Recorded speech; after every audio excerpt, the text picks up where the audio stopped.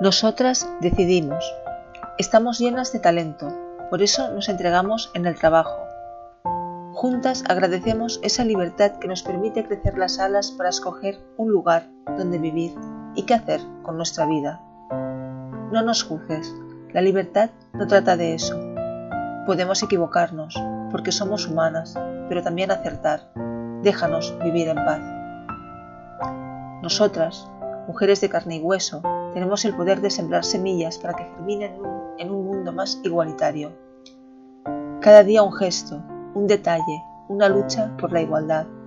No estamos solas, unamos nuestras voces, asumamos que una sociedad diferente, con la suma de todos, es posible.